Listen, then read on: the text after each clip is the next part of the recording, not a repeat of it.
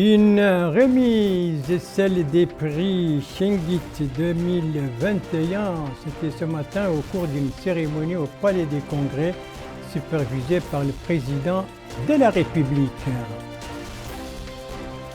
Une clôture, celle des travaux du 14e congrès de l'UNPM, marquée par la distribution des prix aux pionniers fondateurs de cette union. Et puis une inauguration, celle d'un commissariat de police dans le centre administratif de Tigend au Trarza. C'était hier par le ministre de l'Intérieur et de la décentralisation. Et pour vous prémunir contre la Covid-19, rien de tel que de se faire vacciner et de continuer à respecter les mesures préventives. Voilà donc pour les principaux titres de votre 22h de ce vendredi 24 décembre 2021. 22h que nous commençons par quatre nominations. L'une concerne les GGSR, l'autre concerne la gendarmerie nationale, une autre concerne l'armée de l'air et la quatrième concerne la garde nationale.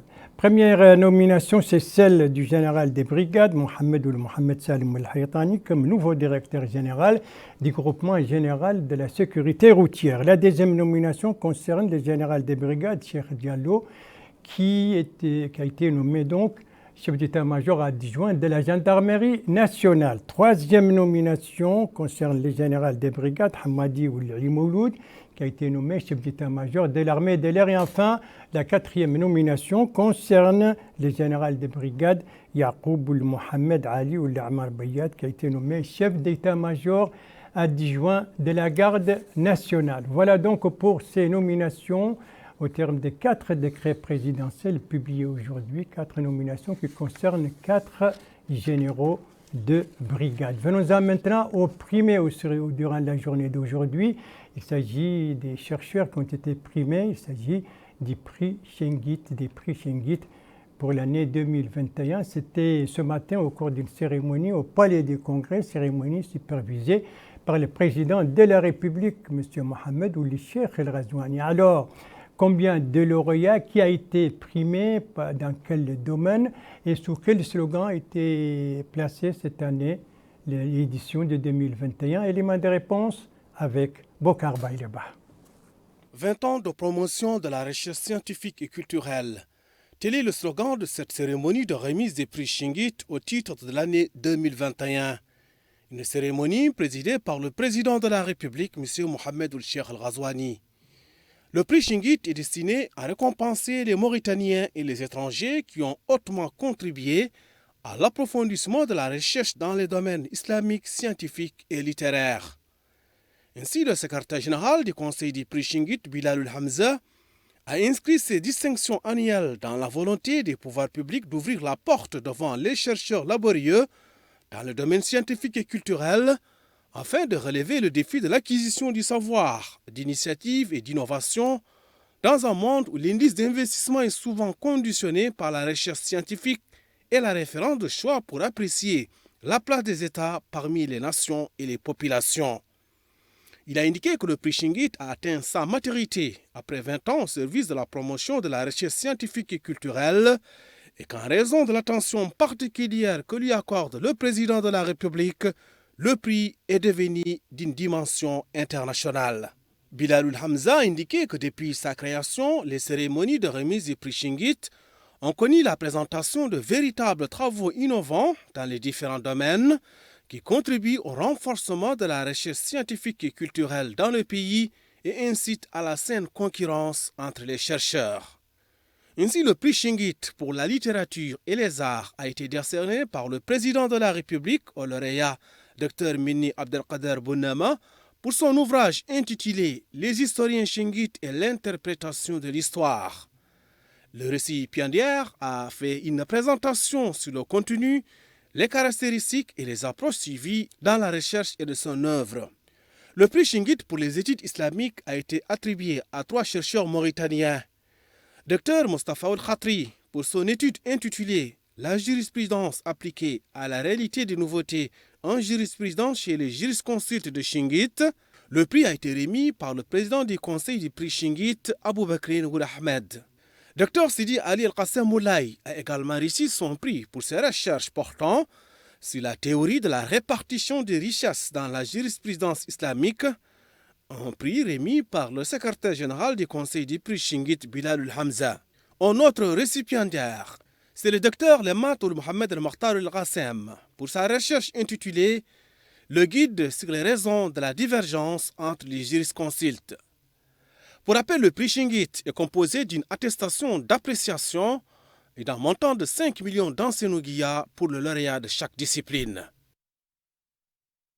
Voilà, la cérémonie de remise des prix Shingit pour l'édition 2021, c'était ce matin sous la supervision du président de la République et c'était donc au Palais des Congrès, ce même palais qui avait abrité auparavant une autre cérémonie de remise des prix, mais cette fois dans le domaine des affaires. Il s'agit des prix attribués aux pionniers des fondateurs de l'Union des patrons nationaux du patronat mauritanien. Et ça, c'était donc hier soir au cours d'une cérémonie présidée par le Premier ministre, M. Mohamed Bilal Mesroud. Et c'est un compte-rendu d'Émilie Kanakli.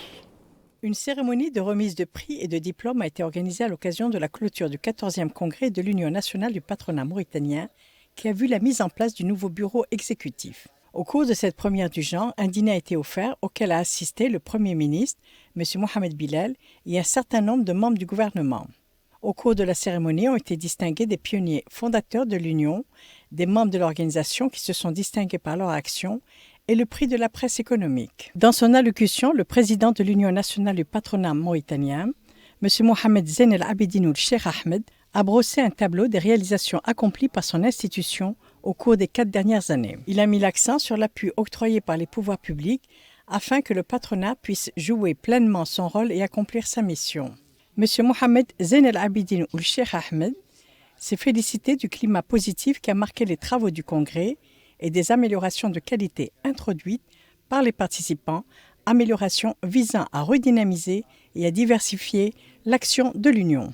Il a précisé que la cérémonie qui couronne les travaux du Congrès est la reconnaissance des efforts des hommes d'affaires fondateurs de l'Union nationale du patronat mauritanien qui ont accompagné la création de l'État mauritanien et permis le développement de l'Union créée il y a un demi-siècle. Le président de l'UNPM a souligné que la remise pour la première fois du prix de la presse économique permet d'encourager les écrivains à s'intéresser aux sujets économiques. Des attestations de distinction ont été octroyées à plusieurs personnalités, membres fondateurs de l'Union nationale du patronat mauritanien, en plus du prix du président de l'Union au meilleur reportage économique de cette année, qui a été octroyé à la journaliste Belkis Ismail. Le président du jury a présenté en détail en quoi consistait ce prix et son organisation. Voilà, félicitations pour notre concert donc, qui a reçu le premier prix, la première fois, prix économique. Donc à l'occasion de cette cérémonie où des prix ont été remis aux pionniers et fondateurs de l'Union nationale du patronat mauritanien. C'était à l'occasion donc d'une cérémonie marquant la clôture de ce 14e congrès de l'Union nationale du patronat mauritanien, un congrès qui s'est tenu hier, donc une journée. Alors, les résultats de ce congrès, qu'est-ce qu'il a marqué? Élément de réponse avec Mohamed Ould-Khattab. Les rideaux sont tombés hier soir sur les travaux du 14e congrès ordinaire de l'Union nationale du patronat mauritanien qui a élu un nouveau bureau, reconduisant pour la deuxième fois son président, M. Mohamed Zen El-Abidine Ould-Cheikh Ahmed. De même que les congressistes ont approuvé l'adhésion de 3 nouvelles fédérations, la Fédération des femmes entrepreneurs et celle de la santé et des courtiers. Prenant la parole à cette occasion, la ministre du Commerce, de l'Industrie, de l'Artisanat et du Tourisme, Mme Naam Hamdi Ould-Mouknas, a félicité le nouveau bureau élu pour lequel elle a souhaité plein succès. La ministre a déclaré profiter de cette heureuse opportunité pour dire aux élus combien les pouvoirs publics apprécient le rôle de l'Union nationale du patronat mauritanien et le souci constant de mettre en place un secteur privé productif et efficace. La ministre a réitéré la volonté du département du commerce, de l'industrie, de l'artisanat et du tourisme de consulter en permanence le secteur privé en tant que partenaire direct dans le processus de développement. Pour sa part, le président de l'Union nationale du patronat mauritanien a déclaré que l'approbation par le Congrès de la recommandation relative à la pleine attention à accorder aux jeunes et à leur prise en charge est une étape importante qui reflète le grand intérêt pour les jeunes entrepreneurs et l'entrepreneuriat pionnier et se recoupe avec l'attention portée par les pouvoirs publics à la promotion de la formation, de l'emploi et du leadership des jeunes. La séance de clôture des travaux du 14e congrès ordinaire du patronat a été marquée par la lecture d'une motion de soutien au président de la République, Mohamed Ould Cheikh Al Ghazouani, pour les facilités que le gouvernement a accordées aux travaux du congrès de l'Union et l'intérêt manifesté pour la promotion du secteur privé. Il a également exprimé sa sincère gratitude au comité pour l'organisation et la préparation de cette manifestation.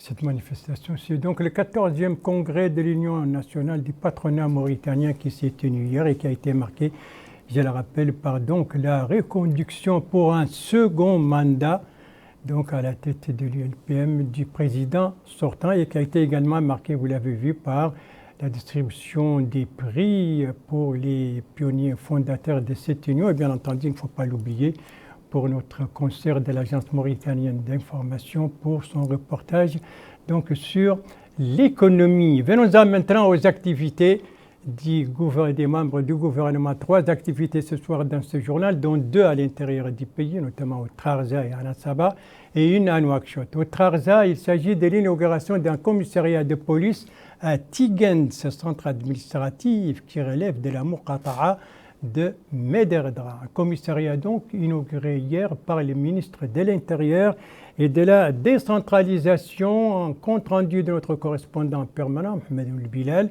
Compte rendu revient en français par Melika Nakli.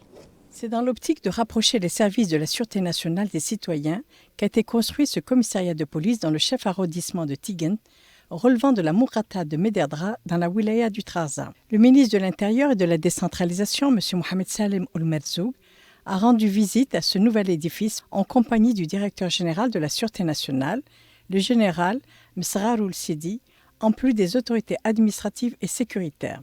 Ce commissariat, construit sur fonds propres de la Direction générale de la Sûreté nationale, répond au souci des autorités de déployer le corps dans toutes les Muqata'a de l'intérieur et dans la capitale, conformément à l'objectif de la Direction de la Sûreté nationale, visant à rapprocher ces prestations des citoyens là où ils sont, conformément au programme Mes priorités.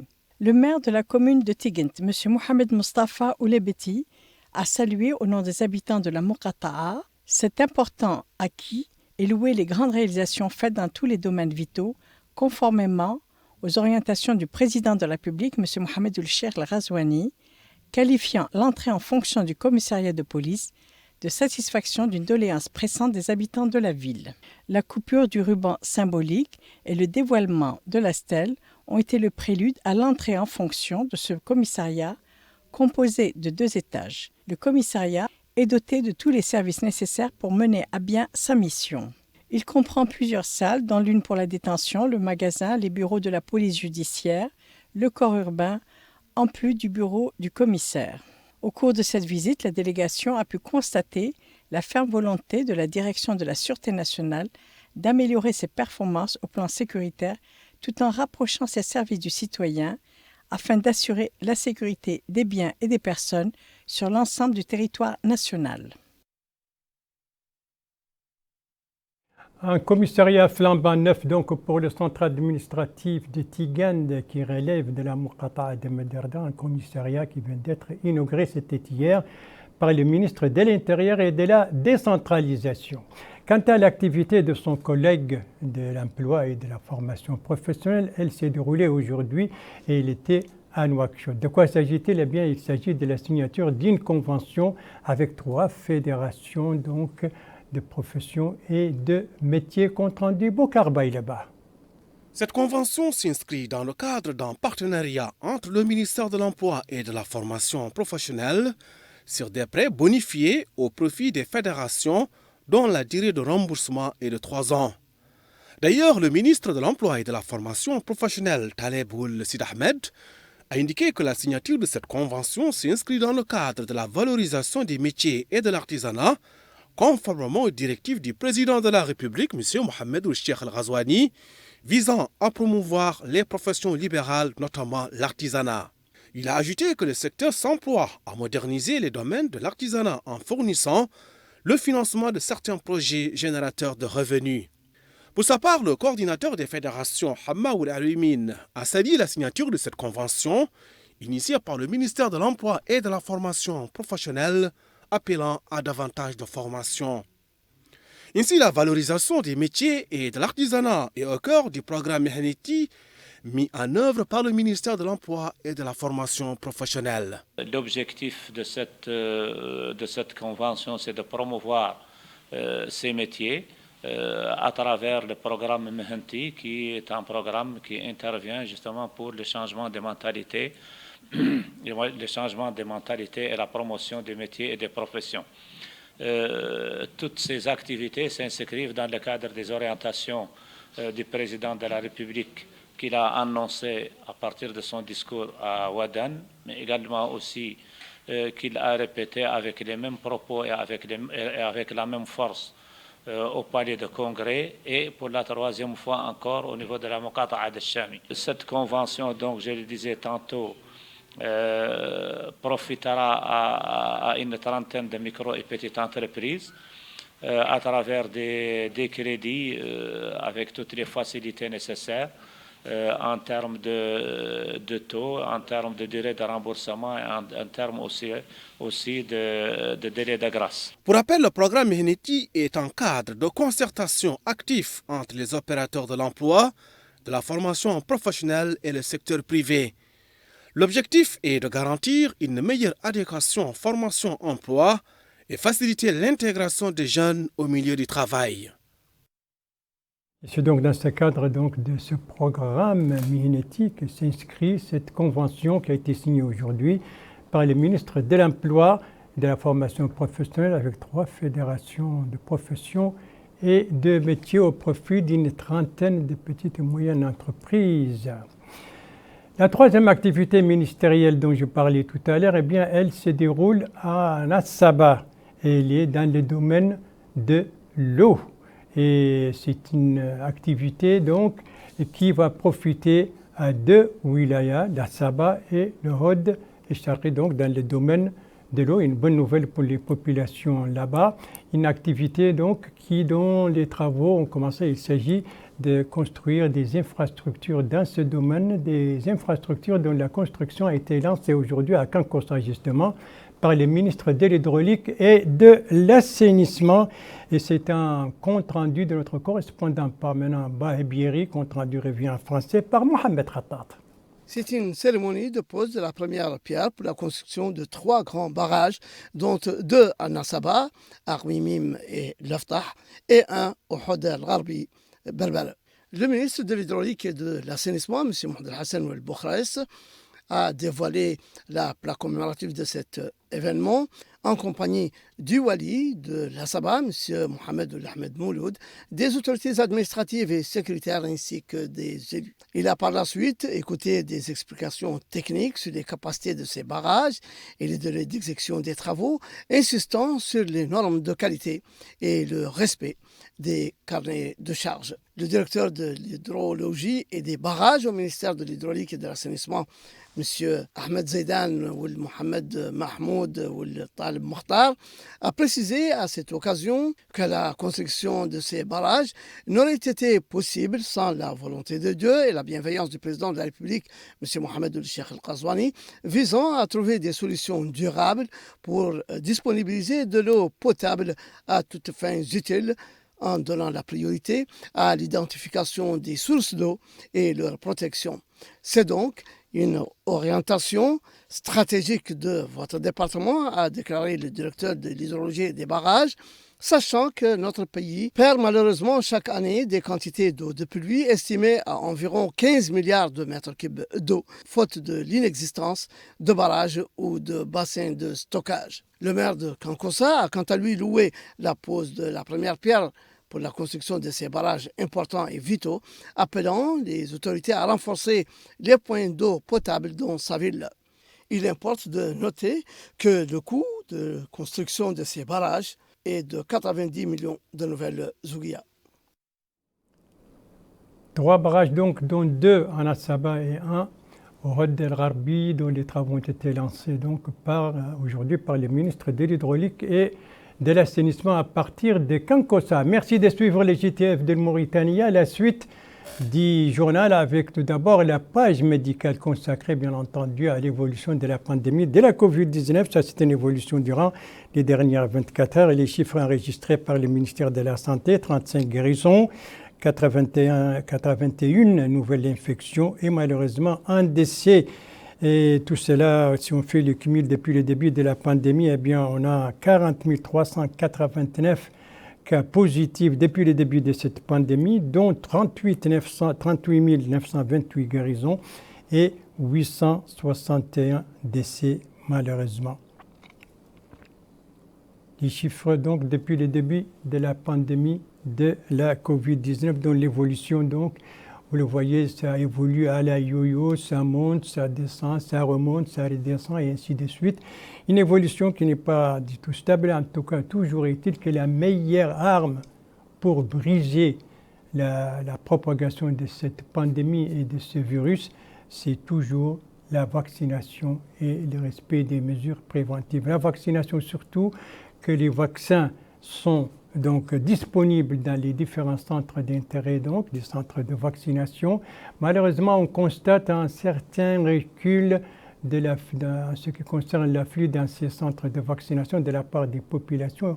Et pourtant, les autorités sanitaires, tant du point de vue tant sur le plan national que sur le plan régional, multiplient les efforts donc pour lutter contre ce recul et pour amener les populations à se faire vacciner. Alors, on va voir comme exemple la situation, comment se présente la situation à Kaïdi, la capitale du Gorgol.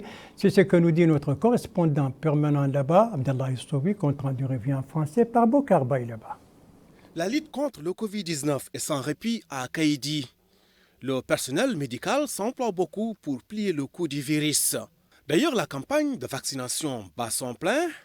Certains viennent pour prendre leur première dose de vaccin, d'autres pour faire le rappel. Autrement dit, l'administration d'une seconde dose de vaccin. Cheikh Naoul Kenkou est le directeur régional de l'action sanitaire au Gorgol. Explique que le personnel médical déploie d'énormes efforts pour que bon nombre d'habitants soient vaccinés, expliquant que les structures sanitaires sont bien outillées pour mener à bien cette tâche. Vatimatou Mintou Mohamed Yahya et Alioul Mohamed El Mokhtar sont respectivement médecin-chef et surveillant médical, affirment que la vaccination ne se limitera pas seulement aux établissements sanitaires, mais les autres endroits seront aussi touchés. Villages, marchés, écoles, gares routières, entre autres. Pour les personnes vaccinées, la protection reste de mise. Le virus est toujours là, d'où la nécessité de se faire vacciner pour se prémunir et protéger autrui. Pour la situation épidémiologique dans la wilaya du Gorgol et précisément dans sa capitale, on remarque donc les efforts se multiplient pour faire vacciner les populations et pour se prémunir contre la Covid-19.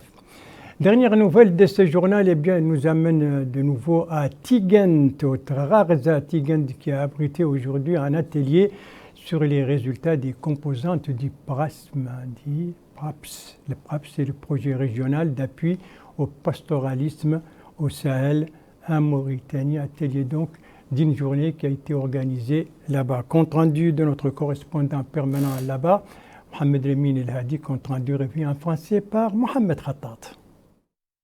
L'atelier de capitalisation des acquis du projet régional d'appui au système pastoral au Sahel, le PRAPS, en Mauritanie, vise à présenter les résultats de ces différentes composantes après 6 ans de travail et d'accompagnement des éleveurs. Lancé en 2015, le projet intervient dans 6 zones pastorales écologiques, dans 10 wilayas pastorales qui comprennent 36 muqata'a et 179 communes, où ces actions ciblent l'amélioration de la santé animale, la gestion des ressources naturelles, la gestion des crises pastorales et la facilitation de l'accès au marché.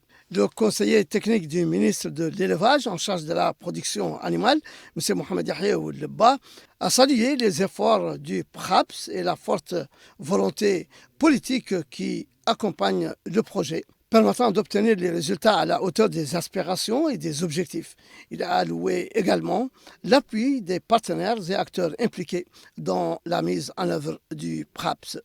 Pour sa part, le directeur technique du projet, M. Mohamed Fadel Nouama, a indiqué que c'est grâce à l'esprit d'engagement et d'interaction des pouvoirs publics que de tels objectifs satisfaisants ont été atteints. Cela a été dit d'autant plus que le projet vise à améliorer l'accès aux moyens de subsistance de base des éleveurs et des agriculteurs des zones frontalières et de production, afin de renforcer leur capacité de résilience face aux crises pastorales ou d'urgence. Il importe de souligner qu'au cours de cet atelier, des exposés techniques ont été présentés, portant notamment sur l'amélioration de la santé animale. Voilà donc pour cet atelier sur les résultats des différentes composantes du PRAP, c'est le projet régional d'appui au pastoralisme au Sahel en Mauritanie, atelier organisé aujourd'hui à Tigend par le ministère de l'Élevage et la Banque mondiale. Et c'est sur cet atelier que s'achève ce journal. Merci à vous, madame, mademoiselle, monsieur, de l'avoir suivi. Merci bien entendu aux équipes rédactionnelles et techniques qui ont participé à sa conception. Et je vous en rappelle les principales informations. Ça, c'est la cérémonie ce matin au Palais des Congrès, cérémonie de remise des prix Shingit 2021, cérémonie présidée par le président de la République, M. Mohamed Ould Cheikh El Ghazouani. Ça, c'est une cérémonie organisée donc à l'occasion de la clôture du 14e congrès de l'UNPM c'était hier soir sous la supervision du Premier ministre, cérémonie marquée par la remise des prix à des organisateurs, à des membres fondateurs de l'UNPM et surtout aussi des journalistes qui étaient absents. Notre concert était donc parmi les lauréats. Ici, c'est le commissariat de Tigend qui a été inauguré hier par le ministre de l'Intérieur et de la décentralisation. Et je vous rappelle bien entendu, comme d'habitude, de continuer à respecter les mesures préventives et de vous faire vacciner si ce n'est pas déjà fait. Ce sont des gestes très simples. Se faire vacciner, respecter les mesures préventives, ça ne demande aucun effort, ce sont des gestes qui dépendent de chacun de nous et des gestes qui nous permettent de sauver des vies. Votre santé est entre vos mains, prenez soin de vous et pour vous préserver et pour préserver les autres. Et tous vaccinés, tous protéger. Il ne me reste plus qu'à vous souhaiter une très très bonne fin de soirée, une très très bonne fin de semaine et à vous donner rendez-vous, Inch'Allah, demain à la même heure, 22h. Bonsoir.